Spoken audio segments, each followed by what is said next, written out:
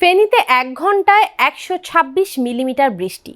এটা কি শুধু ভারী বর্ষণ, নাকি আকাশ ভেঙে হঠাৎ ফেটে পড়ল? ফেনীতে যা ঘটছে সেটাকে অনেকেই বলছেন মেঘ বিস্ফোরণ, কিন্তু আসলে এটা কি আর কেন হচ্ছে?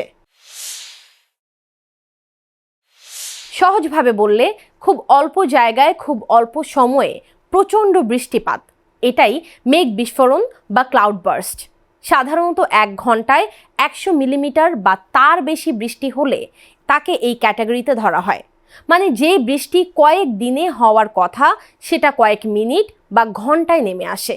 এরকম হওয়ার কারণ জলীয় বাষ্প এবং বায়ুমণ্ডলের অস্থিতিশীলতা। গরমে বাতাসে প্রচুর জলীয় বাষ্প জমে, আর সেই আর্দ্র বাতাস দ্রুত উপরে উঠে ঠান্ডা হয় এবং ছোট একটি এলাকায় প্রচুর মেঘ জমা হয়।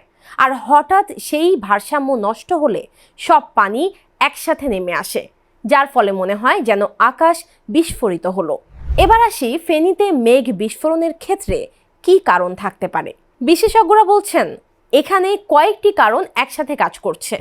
বঙ্গোপসাগর থেকে আসা আর্দ্র বাতাস, লঘুচাপের প্রভাব, স্থানীয় তাপমাত্রার তারতম্য আর মৌসুমি অস্থিতিশীল আবহাওয়া, এই সব মিলেই স্বল্প সময়ে ভারী বৃষ্টির পরিস্থিতি তৈরি করেছে।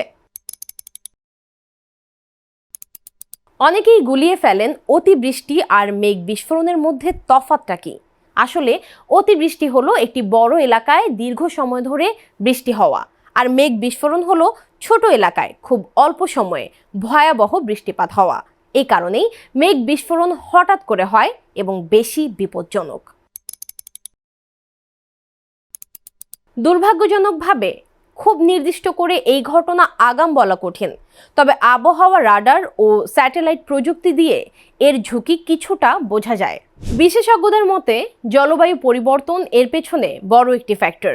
পৃথিবীর তাপমাত্রা বাড়ছে, বাতাসে জলীয় বাষ্প বাড়ছে, যার ফলে হঠাৎ ভারী বৃষ্টির ঘটনা বাড়ছে, যে কারণে ভবিষ্যতে এমন ঘটনা বাংলাদেশে আরও বাড়তে পারে বলে ধারণা করছেন তারা। ফেনীর এই বৃষ্টি শুধু একটি আবহাওয়ার ঘটনা নয়, বরং এটা আমাদের জন্য একটি সতর্ক বার্তা। জলবায়ু পরিবর্তনের এই সময়ে এমন চরম আবহাওয়া হয়তো আর বিরল থাকবে না।